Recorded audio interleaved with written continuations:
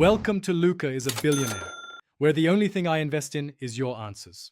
You start by toasting the chilies to unlock oils and deepen flavor. This step changes the simple heat into complexity. Once toasted, make a hot brine so sugar and salt dissolve fully. That balances heat and keeps sauce stable.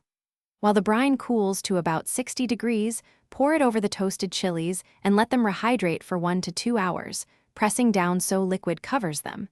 This extracts color and an intense, concentrated chili paste you'll blitz next. Once rehydrated, transfer chilies and most of the brine to a blender with about 1/2 cup distilled vinegar. Blending hot paste with acid preserves brightness and controls pH. Blend to a smooth puree, then strain through a fine mesh to remove skins and seeds, creating a silky sauce. Make sure to taste as you go. Add small increments of vinegar, sugar, or salt to balance heat and flavor. This is where you shape the final personality of your Nashville hot sauce.